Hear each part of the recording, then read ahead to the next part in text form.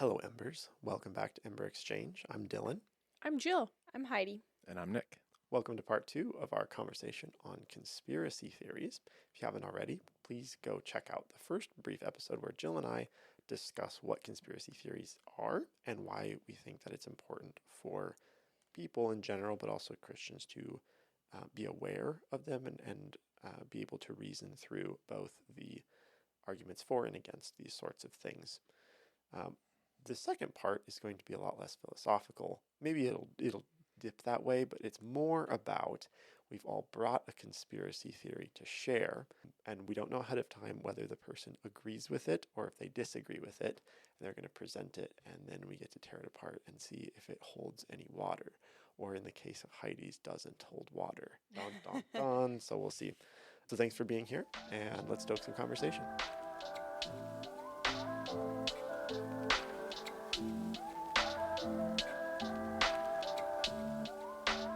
Well, so we're going to dive in. This is Mortal Spirits and Mortal Applications, I guess is how we kind of call it. So the Mortal Spirits aspect is that today I brought a bottle of the Wollersheim Family Reserve Wisconsin Straight Rye Whiskey.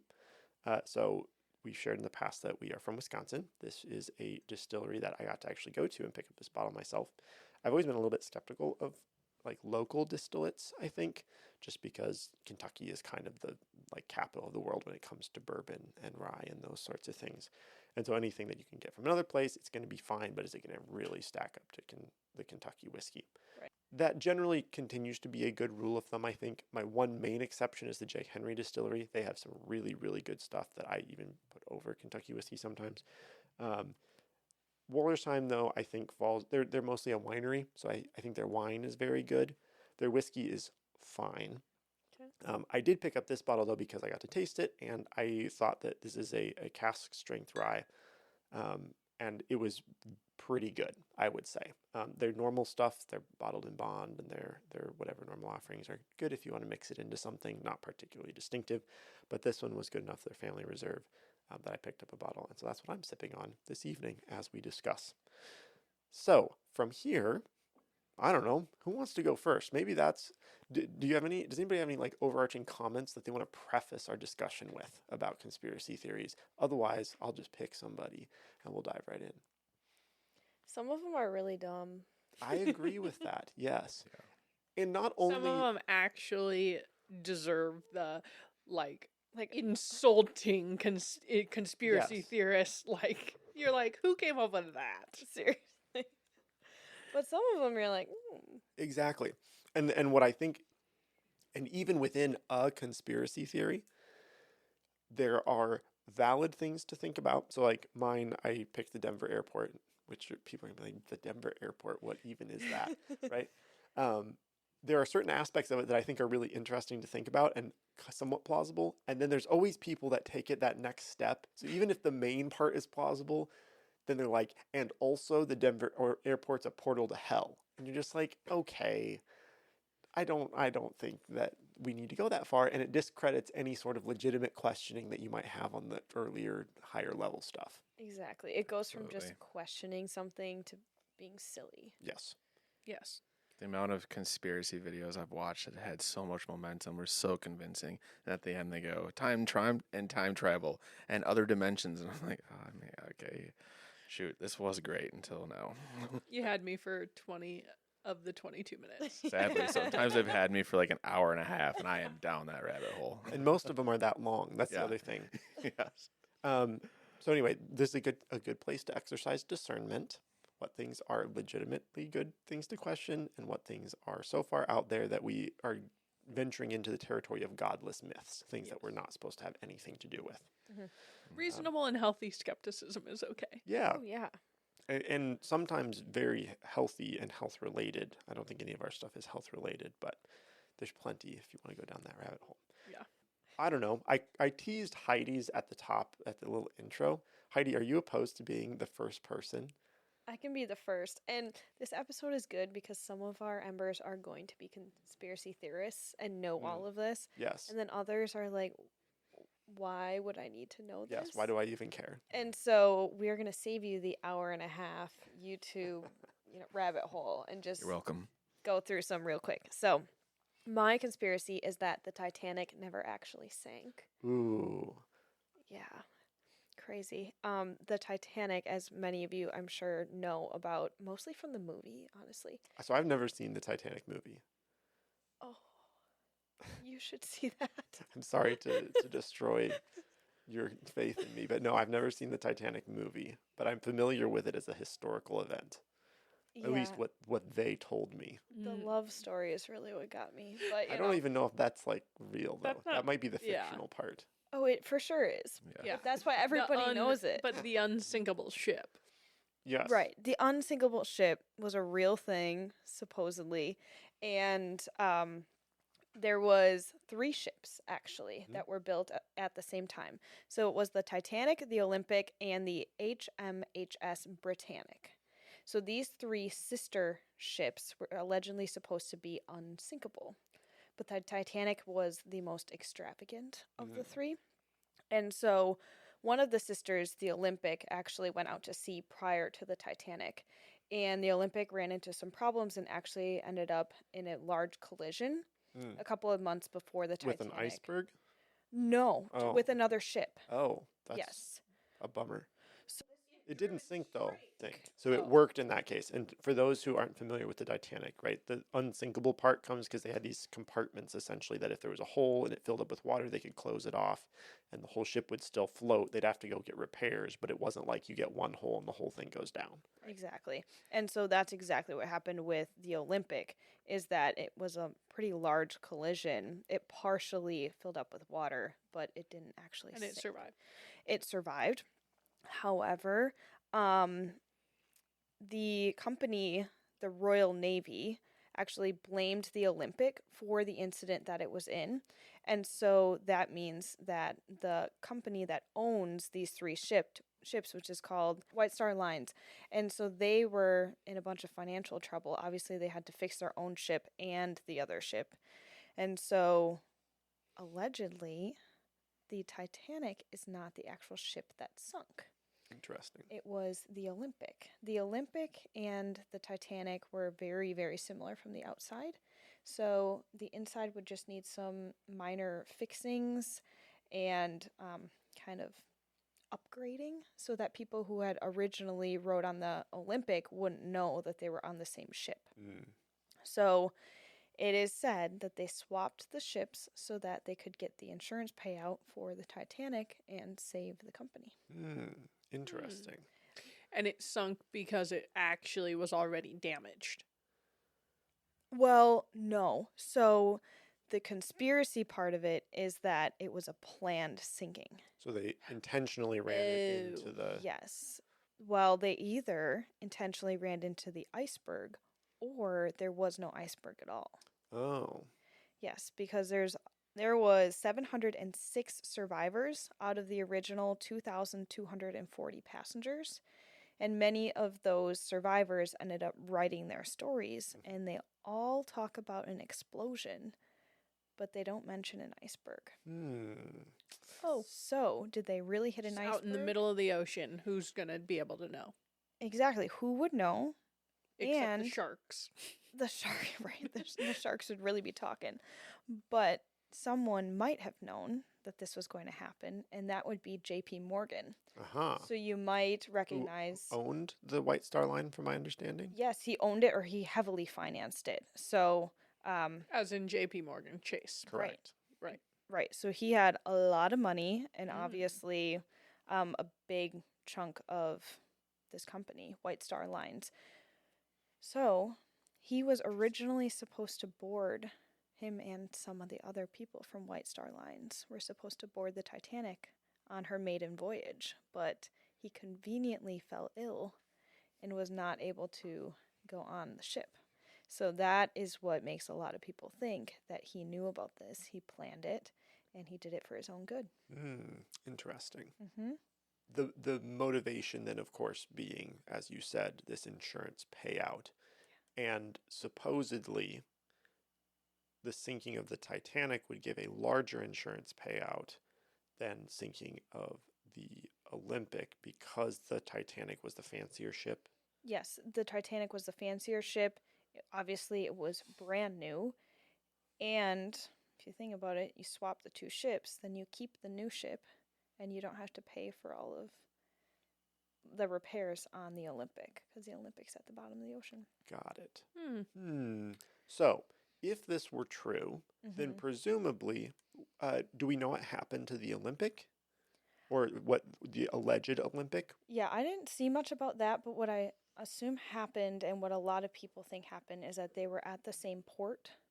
And so, like, the Titanic just went off instead of the Olympic. Sure. But then wouldn't we still have the Olympic around to be able to go and look at it? No, I think the Olympic also sunk. Okay. That would be big if true. Yes, that. I didn't actually look into that. Because right? Because like, if you're going to eventually- claim that one of them is at the bottom of the ocean, but you have the other one there, you can just be like, is this the other one? Yes or no? But apparently you're not able to do that, Right. right? So there must be a reason for that. And, you know, this all sounds great. And I always want to make JP Morgan into the bad guy. But I personally don't think it's true just because, like in a car, there's VIN numbers. And so the VIN number on the Titanic, the one that's at the bottom of the ocean, is the true VIN number for the Titanic. So it could be true. It could not be true. I don't know.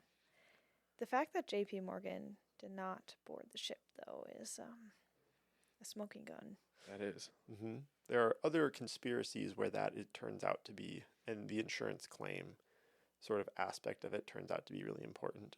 9/11. Anyway, Yeah. So now the other argument I've heard against the insurance aspect is that yes, they got an insurance claim for the Titanic, but they also got slapped with enormous quantities of lawsuits from all the people who were like, we're on the unsinkable ship and it sank. We're suing you, White Star Line. So like you'd have to do the math to determine, was it actually profitable? Was the insurance money literally so much to pay for the 1,500 lives, not the 706 that survive? Right. Yeah. And also, I'm sure the 706 that did survive were probably not very happy about the situation of having to, like, be out in the water. Yeah, Like- totally. Hypothetically hitting an iceberg and then waiting to be saved. Yeah, there is that. And also, they should have been smarter about putting lifeboats on the boat. There were a lot of Yeah. things in that regard. But if you don't want any witnesses, then maybe you would intentionally leave off the lifeboats. It's true. There you Well, go. if they didn't want any witnesses, they did have quite a few lifeboats. They didn't do So yeah. there's kind of there's You're like, you didn't want any witnesses, but somehow Fewer witnesses. yeah, 33% I of want a them certain amount of witnesses, not survived. too many. They not want too few. specifically the planted witnesses. Yeah. Seems a little questionable. So paid actors. to kind of to cap this one, why does this matter to people if it is the Titanic or the Olympic at the bottom of the ocean? I mean, history should be truthful. Okay. I I just agree with want to that. know. Okay. But it's not going to affect maybe like your day-to-day life on whether this actually, which ship it is actually. It's a big insurance scandal and fraud if it did happen to switch, but it probably doesn't change the way that like foreign policy or anything like that's affecting modern day life. Yeah. But But it's an interesting theory. And then 1,500 people also died. right, 1,500 people died. A small price to pay for insurance fraud, Dude, it's my worst nightmare. That's why I would not go on a cruise. specifically because of the Titanic. Yeah. I mean, most modern cruise ships make the Titanic look like a bath toy, I know. and I don't. That's my point. I don't I want don't know enough about cruises to know that we've never had one sink. Yeah. I know there was one that tipped over in the Mediterranean Sea semi recently. Yeah, it seems like they get Really? stranded more than anything. I would rather just like go. So that's down with how the it ship. really applies to her life. Yeah, Heidi will landlubber, you. Yeah, Heidi will never go on a cruise. Okay, never say never because it do look really fun, but But probably not. She would just have It's to going to forget take some everything she major knows about convincing this. to get Heidi to go on a cruise. the amount of prayers Yeah. that would be had. All right. Well, thanks, Heidi. That was a good one. That's kind of a fun one. I didn't. I can't say for sure that I'd never heard that, but I had not thought about it extensively. So thanks for bringing it. Yeah. Jill, would you like to go next? Yeah, sure. Okay. I picked a sort of Pacific Northwest related one because that seemed fun. And initially when I read it, I was like, yeah, no, I don't believe this at all. Like, that's just goofy. But then I read some of the supporting points and I was like, okay, I could see why people might like get behind this. So, As is with most conspiracy theories. yes. There you go. So the theory that I picked out is Bigfoot, no, Sasquatch, whatever you want to call him. Yeah. He works for the U.S. government. Okay, so there's a lot of layers to this already. You are presupposing the existence of Bigfoot. And Okay, then, sort of, but let me get to the okay, supporting. all right, points. yep, Okay, go for it. so Bigfoot works for the U.S. government and he helps in secret operations in like remote areas. Some supporting ideas behind this is because Bigfoot sightings, if you kind of track some of them, a lot of them end up very nearby military bases. So it makes sense that Bigfoot sightings would happen there because if they're doing like training exercises and they like coincide with Bigfoot, it's kind of sparked speculation that the government might be involved with Bigfoot-ish stuff. Now, Bigfoot doesn't actually have to be a Neanderthal, hairy Neanderthal, thing. It might just literally be like a person in a suit, Okay. which is like a sub-theory to the theory. And it is, again, basically a covert operative, like, for the government. And, like, he's super elusive because he avoids detection because the government is involved. And so they move him or relocate said person. In a big furry suit. Well, you can take the suit off. I know, but when they suspect that he's close to being discovered, so they'll just like relocate him. Because again, if it's related, Because there's only one? yeah, because if it's related to the military base situation, then like But if it's a dude in a suit, couldn't they just have like they hundreds? could, I guess. Yeah, that wasn't something that I came across, but I guess there could also just be hundreds of Bigfoots. And then also because the government and like military has, hypothetically tested technology that they have access to that normal people do not. That is where we get the weird, like, superhuman abilities that Bigfoot might have, including his elusiveness or just like things where, oh yeah, like I saw him, but then he like vanished. Well, maybe he didn't. Could also Maybe they just have cloaking technology. Yes. Yeah. Okay. Well, okay, this is probably not fair because I actually have thought about Bigfoot a lot and listened to like a lot of the theories. I'm thoroughly convinced that Bigfoot is a fairy, is a demon, not a government employee. Or maybe he is still also a government employee and is also a fairy and a demon. that's what That could happen. They might be using an actual demon thing that people have come up with and For then sure. utilizing it for the government's advantage. So, Yeah. okay.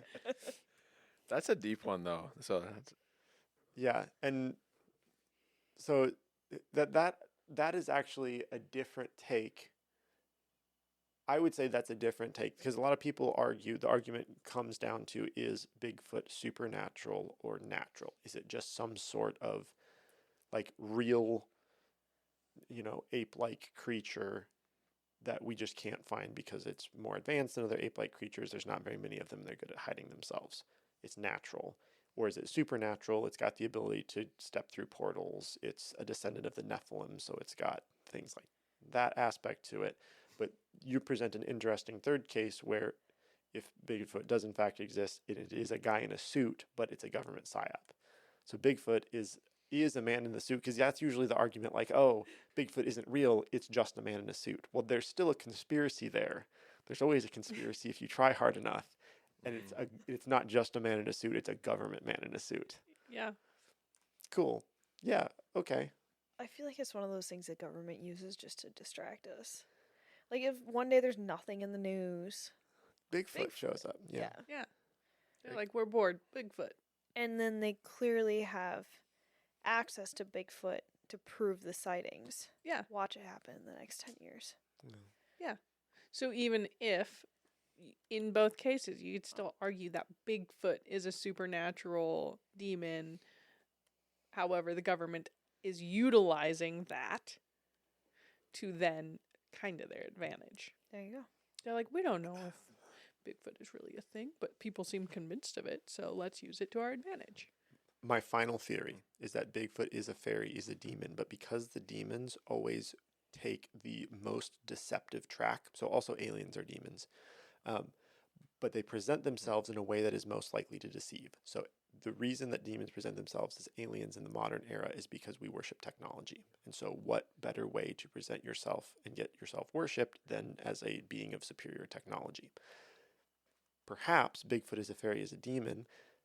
We're getting too close to the trail. So Bigfoot is trying to convince people, oh, they know that I'm real. But if I just convince them that I'm actually just high technology from the government, that is a lie that's being told by the government, but it's being actually perpetrated by Bigfoot himself. That's my final theory. That's deep. Thank you, Jill. I always like talking about Bigfoot and the notion that he's a government psyop. I'm on board. I think there's a space that could be real. So mine is the Denver airport, like I said. Nick is talking about Hollow Earth. Nick, do you want to go first? Do you want me to go first? I can go first. All right. So mine is the hollow earth theory. It's just proposing that the earth is hollow inside, but a little more complex than that. The main beliefs come from, it was established from Edmund Halley in 1692, so it does have its origins go back pretty far. It hasn't gained a ton of momentum, but in media from like the 60s on up, it's been kind of popularized there. The main theory, if you had to break it down from what most people believe, would be it's not just hollow and empty inside. It's multiple layers. It's almost like multiple spheres within the Earth orbiting, and this kind of gets complex, but like orbiting, and they say that there's different orbs contained of metal and creates its own magnetic pull and whatnot. But these layers would contain, one would be like a whole like landscape itself, or whole other world, or it could just be all water, or it could just be a desert, like not a desert, It's like but like concentric globes. So you Yes. see the globe that we see from the outside, but that's like just a layer on the outside Yes. of another It's like globe. it's like an Russian onion. nesting- It's just a bunch they're of layers. Got Russian it. nesting dolls. Yeah, Yeah. but Earths. Yes, and okay. people believe that the entry points to it would be in Antarctica and the North Pole. That theory holds, I guess, weight, you would say, because if you go on Google Maps, there are lots of areas that are blacked out and you cannot look up whatsoever. And they say that's where you get in, at least the main area. But And I've also heard that there are other ways to get in. Those are Yes. just like the main ones. yes, And this is, of course, opposed to the well-accepted notion of like liquid metal and rock magma being at the center of the Earth, and also driving the plate tectonics that generate hurricanes and volcanoes yes, that Like the Ring that of we do Fire. observe. yes.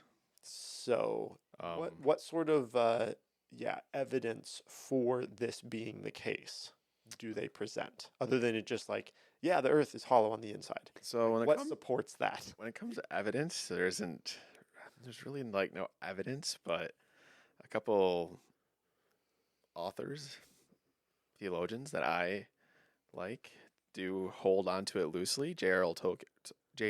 Tolkien kind of based his whole Lord of the Rings trilogy on Middle Earth, which it could maybe hint at the idea that he was okay with it. But I just recently read The Silver Chair by C.S. Lewis, and Bism was a innermost part of the earth that you would go to in Narnia, and he just went into very, very deep detail for it just being a children's story. It is just a children's story, but I feel like that holds weight to an extent.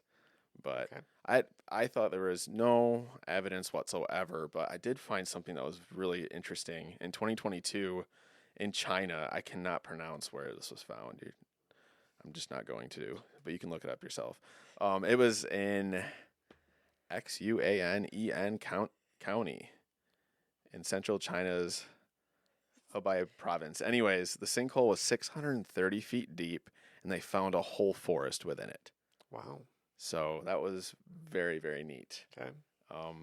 Yeah, very beats around the bush quite a bit. All the articles I found other things. Don't have as much info, really none at all. But skyscraper-sized holes in the Arctic seafloor. I couldn't really find much more on that. But lots of deep holes that kind of can't be explained and are there. They exist, and we can't really prove what they do or if it has anything to do with the center of the earth. But the Russian mining project, I looked a little more into. I did that briefly, but I did more into Mel's Hole. Essentially, it was an experimental Russian mining project where their goal was just to dig as deep as they could, and they went several miles down. The thing is that the earth is actually just really big around. So even though they dug and dug and dug with like the best equipment that we have, they got to a point where it got so hot that their tools were just melting. And even so, they're only a third of the way through the Earth's crust, if you take the normal theory of the way that the Earth's layers are, right? So even at several miles down, you're only a third of the way through the crust. You're not even close to the mantle, which is the first layer of like molten stuff, supposedly. And the rumor is that when they got a third of the way down, the heat was unbearable. They couldn't keep going because their equipment was breaking and people were not doing well. And they broke through into something. And that something was like this underground cavern space where they heard people screaming in torment. So did they open up a portal to hell? Is hell a real place that's in the middle of the earth? Is that what is talked about in is it Exodus? When the sons of Korah rebel against God and are swallowed up alive and went down alive into Hades by the earth. Like, is that a real place that they went to? Don't know. But that's what the Russian thing is. Closed off and you can't go look at it. Suspicious. Yes. But that's the deepest that anyone's ever dug, and they abandoned it, presumably because of this screaming. But didn't they prove that the screaming was like literally a loop of a movie? Yes, they did. I think that the recording of it. But what a great cover up, though, right? That now you're talking like a conspiracy theorist. Whether the recording was fabricated to discredit the testimony of the people who were there, there's no way of knowing. Yeah. Oh my goodness. Yes. There you go. Do you want to briefly summarize Mel's Hole? Yeah, just Mel's Hole. I believe Mel Waters was the guy's name. He initially gained momentum from this story on the Art Bell radio show, Coast to Coast. He called in for multiple calls. They had a first call. It was very successful, and they had a couple other calls. But he called in saying that he had this property, and there was a hole in it so deep that he would throw 15 miles of fishing line with a weight on it and bring it back up dry. Yeah, nothing at the bottom. Yeah, it's just, and he would talk about supernatural stuff that would happen around it. Like, he knew a dog that ran into the hole, and then he, like, saw it, and then it disappeared. And it sounds pretty crazy, but... And then, then this leads to, like, Men in Black. Yes. Then at some point, Men in Black showed up at his property, which is, like, code word for, like, it's basically like the movies, which are also a psyop cover-up of the real Men in Black, which do exist. Yes. Everything's coming together. The thing about Mel's Hole is that, like, nobody's ever actually seen it. Yeah, no one can find it, so it doesn't have a lot of... It sounds like this dude was yanking some chains. But if he wasn't yanking some chains... Mel's Hole. Mel's Hole. Yeah.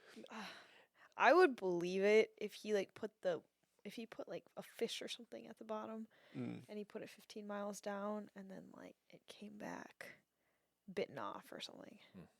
But then there'd be something in the hole. He wasn't claiming that there was something in the hole. He just was claiming. But isn't that what the Hollow Earth theory is? Is that there's like other universes? Well, potentially, that's not always. It's not always. It could just be vegetation or like the sinkhole that they found of forest. Like this next layer could be forest. The layer after that could be a desert, and then people could live in the next hole down or the next layer down. This is where it starts to get very very fringe. If it wasn't fringe enough already, some people say that, there are actual documented cases where the Nazis during World War II were very interested in Antarctica, and they said expeditions down there. Why on earth would they want to do that? You read some of the writings and some of the occult beliefs that they had, and the theory is that they believed and had discovered the Hollow Earth. So some people think that Hitler didn't actually kill himself in the bunker. He actually just went into Hollow Earth and he's still living down there. Yes, I think they believe he went to Argatha, which is part of the Buddhist religion. But So that is if we weren't fringe enough already. Anyway, Cool. yeah, Anyway, there you go. Hollow Earth. do we believe in Hollow Earth now? I don't. I'm sorry. Yeah, I My think it's highly fantasy- improbable. I don't think so either. Well, thank you, Nick. Hollow Earth.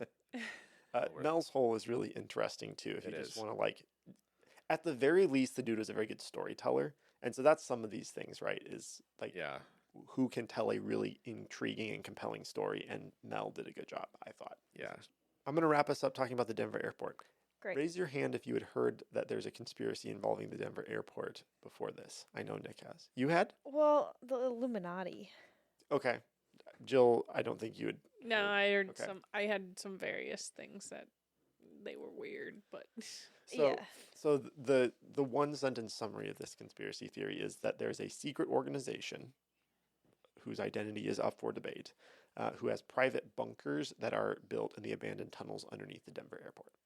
And the conspiracy aspect comes associated with things like the New World Order or the Freemasons or the Illuminati. Also, the lizard people, Yes. because we're actually ruled by a race of lizard people who wear human skin. And if you don't believe me, you should check out some photos of Gavin Newsom because he's a lizard person. Okay, that I believe. Anyway, if you can't tell I'm being sarcastic, I'm very sorry. You need help. All the way up to the point of there being a portal to hell.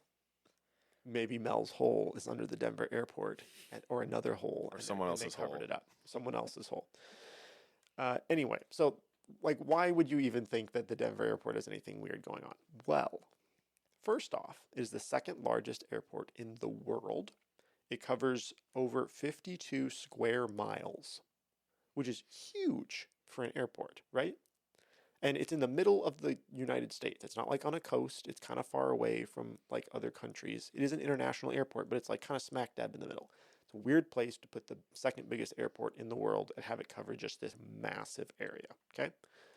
When they constructed it in the 90s, they budgeted the project at $2.8 billion. The final price tag was $4.8 billion. So they were $2 billion over budget and on the order of like 40% over budget, right? If it was like they were $2 billion over budget and the project was $100 billion, I'd be like, okay, yes, $2 billion sounds like a big number, but in contrast to how much it actually costs, cost overruns is a very common thing when it comes to big construction projects. But when you're like almost double the cost, that's where people are like, huh, did they actually only build the things that they said they were building? And they were 16 months past schedule when they completed it. The main feature that people latch onto is that supposedly they were supposed to build out this state-of-the-art brand new automatic baggage transfer system through tunnels underneath the airport. And it never worked, and so they don't use it anymore. So there are miles on miles of abandoned tunnels underneath the Denver airport that are not used for anything, and some of them they get used for other forms of transportation now. But there's like no way of knowing, like, oh, we use this 10% of it, and there's like 90% of it that stays unused and nobody goes into it. Nobody knows anything about what happens. Now, the Denver airport has tried to address this by offering tours of the tunnels to journalists. But really, like, if they're giving the tour, how do you know that they're showing you everything? You have no idea. Like, are they taking you behind every single closed door? Probably not. It's an airport. We know how TSA works. You can't just go anywhere you want. Right, you could blow up the whole Denver airport. Yeah. What? If you were like to smuggle in a bomb. Oh, or something, yes, Right. yes. Okay. One of the things that was associated with the finishing, or the final completion of this airport was a time capsule. And labeled on this time capsule is the New World Airport Commission with a whole bunch of Freemasonry signs. And so people think that perhaps when you say New World Airport Commission, that sounds awful lot like New World Order, global elite cabal of secret shadow government sort of thing that's running everything. And this is their main hub. So end of the world apocalyptic thing. They're going to nuke everybody else. All the elites fly into Denver. They go into their bunkers in the underground tunnels, and they nuke everything. And so the argument there, this is where like the speculation I'm actually okay with, because if you were want to do that, you'd want to have the ability to go straight out of your private jet into the bunker. You don't want to have to land somewhere in the middle of nowhere. People are like, well, why wouldn't you put it out in the middle of Wyoming where no one's going to see you? Yeah, but if you're flying in global elites from all over the world, where are they going to land all these private planes in Wyoming, and people aren't going to know about it? Right. A great place to put it is underneath an existing airport. You fly in, you go in the bunker, you're safe. And you can go through the tunnels. Nobody ever has to see you do that. And it's very central. So we talked about how it's weird that it's this ginormous airport in the middle of the United States. It's not close to any coasts or anything. But if you were trying to hide out from an attack on the major coastal areas, you'd go to the center of the country. Denver makes really good sense in that case. Except it's not that central. I mean, compared to like New York or... Not compared to Minneapolis Atlanta. or Chicago or... Yeah, but you're pretty close to Canada. Not Chicago. I mean, compared to Denver, it is. And if you're saying the United States of America, you probably actually even be more central because Dallas-Fort Worth is Dallas, or Texas is just such a giant state. It is giant, but it's close to Mexico. Yeah. Anyway, that is the argument that gets made, Sure. right? Okay. Denver's also in the mountains. I don't know if that would have anything to do with anything. Well, so one theory would be that the bunker isn't actually under the airport, but the tunnels lead to bunkers that are in the mountains. Because there's also a theory, because NORAD is relatively close by to the Denver airport. So there's supposed to be like a 100-mile-long tunnel leading from under the airport to NORAD, Sorry, what's NORAD? the secret government base thing. Okay, that makes sense. I Like did Area- not know that. like I've Area never heard that 51. before. Sure. Yeah, I don't know if it's like specifically aliens, but they do top secret It's not stuff there. another alien thing, but like Yeah. a top secret government. Yeah. Enclosed, So high security. the last piece of the argument comes from some of the aesthetic choices that have been made. So first off, there's a series of 3 murals in the airport called Children of the World Dream of Peace. And it's the series of 3 where it's this like dude with swords and guns killing babies and women and ravaging a countryside. And the second one is like slightly more peaceful, and then the third one is even more peaceful. The conspiracy theorists say that you should actually read those backwards, and they're basically laying out the plan for you of what they want to do to take things that are peaceful and destroy it. That I definitely don't buy, because the poor artist guy that made them, he's just like a dude, and like he like gets death threats all the time now because everyone thinks that he hid these New World Order messages in these paintings, and he's like, dude, I just want to do my art. Please leave me alone. So I don't really buy that. I feel bad for the dude. It's rough. The second piece is the Notre Denver gargoyles. So there's 2 gargoyle sculptures that sit in suitcases that watch over the baggage claim area. And the claim is that those are representative of demonic entities that are present and watching over all the passengers that pass through. Don't they talk? They do talk. Yeah. I don't know what they say. They're like but- animatronics, yeah, and they say things. Yeah. The real reason is that there used to be a Samsonite luggage factory in the area, and their logo used to be a gargoyle. So they put the gargoyles in they're like literally sitting in suitcases in the sculptures. They're just watching the advertising baggage. for themselves. Yeah, so it's like an homage to Samsonite. That's what the normies think anyway, but everyone really knows that they're demonic gargoyles. The last one, though, this one I don't really have a good explanation for, and this is Blucifer.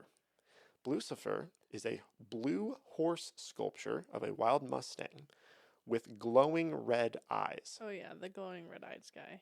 And if Read you about haven't seen that. a picture of Blucifer, you should go look it up. This horse looks really scary. And the thing about Blucifer is that the sculptor, the sculpture killed him while he was making it. So he like cut himself on it, or it fell on him or something when he was partway done, and actually killed the guy that made it. And so his studio had to finish it, and then they still installed it. And so there's this horse, this blue horse with demonic glowing red eyes somewhere on the campus of the Denver airport. And that's intended to represent the true nature of what's going on there. It's pretty big too. Yeah, it's not a small Yeah, sculpture. yeah, So, it like, I is. mean, if it fell on you, Yeah. it makes sense that you would die. Mhm. But the horse has a kill record, even yeah, though it's just a it's got sculpture. bodies. So, Okay. my Sketch. But it's such a big airport. 52 square miles, you said? at least Yeah, 52 square miles. Yep. The Lucifer thing that I saw though was like the guy who was designing it did die, which was sad because his And suspicious. and suspicious because the I mean, statue people fell die. on his like on him. So, but his dad was like the owner of like a neon sign shop. So it's like And that's in why it has glowing red yeah, eyes. it's like in honor of that. That sounds pretty sus to me. I That know. does, yeah. Sounds super normal. I'm just What's saying he what's like the epitome of evil? Glowing red eyes. yeah. Everyone knows. I mean, the guy like had a bunch of neon signs, so he like And was he died, so maybe they weren't supposed to be maybe they weren't, but red. They're supposed to be normal white. You never know. Yeah. Anyway, I think it's kind of a load of bunk. I think that you could make the case that if there were a shadow government or the Illuminati or the Freemasons or the New World Order or whatever, and they were to have a secret bunker, putting it under an airport in a bunch of abandoned tunnels isn't a bad idea. So speculating that and observing, wow, it's weird that this thing was so over budget. The airport is way too big for what you'd expect it to be, all this stuff. Maybe there's something hidden in those tunnels. Okay. All the way to the like lizard people and the artwork is laying out their grand plan for destroying humanity. That seems a little much. The one thing I would note though is I hear people make the argument, well, if they were going to do something like that, why would they put their symbols all over it? Like they're just telling everybody what they're doing. Like that seems really dumb. But one of the hallmarks of like a serial killer is that they sign their work. They have a calling card, right? And so I think that it is entirely plausible that if that is the case, whoever this group is so arrogant that they are comfortable labeling what they do and saying, yes, this is us, and you're not going to do anything about it. So I don't see that as like a detractor necessarily. So I think one of the detractors I saw that we kind of talked about in the first episode though, which was like if you are going to conspire something, whether it's good or bad, you generally want to keep your group that knows about the conspiracy or like your plan relatively small, especially nowadays because information is so instant. You can't really keep something a secret that well if just like everybody or the general public knows, right? The more people that know, the higher chance it is to get out. Right. And the one with the airport that I saw is that like just normal airport employees are actually allowed to use the tunnels. Even though the baggage claim thing didn't work out, they do utilize them for different like use. And yes, like you can shut doors or block things off. But again, like if you're like gonna plan some world ending thing and oops, we forgot to clear out all the regular employees today, or like Yeah. you lose a lot of opportunity to keep it secretive if people are just literally roaming around there regularly like a normal day. But they do say the best place to hide something is right under your own it's in nose. plain sight. Yeah. Sounds like one of us needs to become an employee at the Denver airport, and then we can know for sure. Or interview someone who works Probably for the pilots. Anybody know any pilots? Yes. there. I do. My cousin's a pilot. You're about to miss a flight and they just use that tunnel and it'll get you right over near That's your what gate. I'd say, yeah. Yeah, potentially. Anyway, Anyway. Denver airport. That I believe. Right. That's the most plausible of the For four. sure. The tunnels, though. I mean, the tunnels are something. I don't That's know. the thing. I agree with Jill. I think that you have to keep the number of people in on it as minimal as possible. But I think it's also really easy to hide like an entire 5 square miles of tunnel network behind a single inconspicuous door that nobody bothers. I agree. And then it's like, oh, nah, nobody goes in there. It's fine. That's above your pay grade, but it's above everyone's pay grade. Correct me if I'm wrong, but isn't it like not that busy of an airport for its size compared to like Atlanta and Chicago? I think that might be true. I don't know for sure. I don't know either. I vaguely remember hearing But something. physical size wise, it is the second largest in the world, which is suspicious. Oh. Yeah. What's the largest? China? It's not in the US. Yeah. I don't know what it is, but anyway. Embers, some food for thought. If any of these is intriguing to you, remember, we don't engage in godless myths, but sometimes we enjoy a bit of recreational wild speculation, and that's okay as long as you're like realizing that we have an authoritative source of truth and we always go back to that. Thank you for being with us on this journey. If you have other ones that you think would be fun for us to talk about, obviously Nick and I could do this for like literal hours. And I think you guys also had some fun, hopefully, engaging these things as well. But leave a comment and let us know what you think and if you'd like to hear us talk about some other stuff. If you're listening to this, you've caught us on one platform, and we are on many. Any likes, reviews, and subscribes helps us out. Yep, we're also on short form, so be sure to share those with your friends. And remember, burn bright, embers.